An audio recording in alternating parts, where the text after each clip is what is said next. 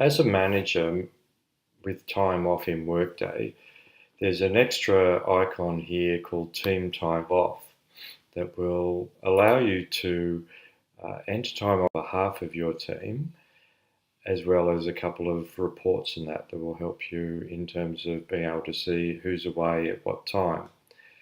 Cases where a manager would most likely enter time off on behalf of an employee would typically be, say, for sick leave. For planned leave, like annual, it would be something that the employee would initiate and the manager would approve. But in this example here, we're going to enter for one of the team.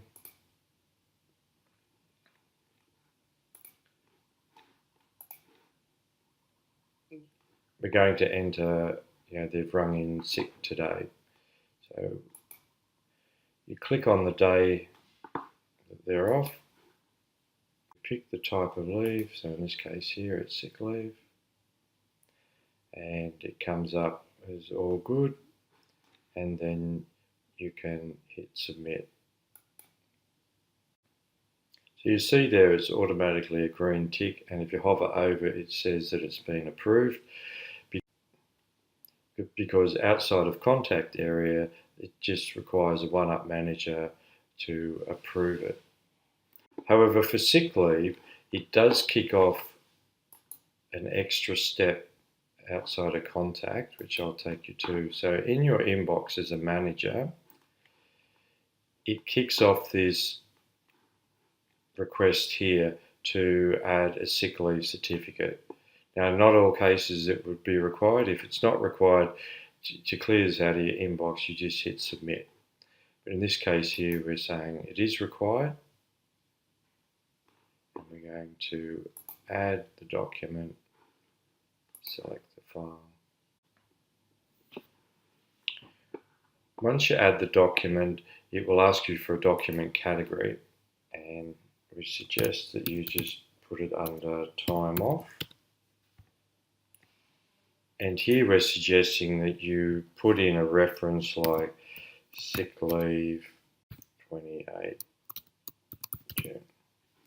And I'll show you why. So you can imagine if there's a whole lot of these listed, that it would be easier for you to reference it off this page than go through each one if you've got it in the comments field there. So that's added the medical certificate. Click done. Now, to clear that out of your inbox, because you've actually gone through the maintain the worker document here, you do need to go back and click the submit to clear that out. And then that's done. That completes the sick leave process. As a manager, if you want to be able to see the leave balance for the people in your team, then the quickest way to do that is in the search bar, just type in the word LEAV. It'll bring up a leave balance report by leave type. It will default into your supervisory org, and as we're in Australia, we can untick that. Doesn't matter if you leave that in there, obviously nothing will come up. Click OK. It defaults in as your effective date. You can also add other types of leave here to this report as well if you wanted to, but here we just really want to be able to see the sick leave. So this brings back for your team all of the applicable sick leave. Now the other thing as a manager that is helpful, under your team time off worklet, there's a time off and leave calendar. And this tells you at any point in time with a calendar view who's going to be away at any point in time. This person is on parental leave.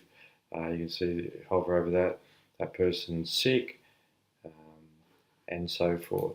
And this is really helpful to, particularly around busy times of the year, or if you want to quickly go and see who's going to be away when someone else has applied. And you can see where the ones that haven't been approved yet also show up in this view.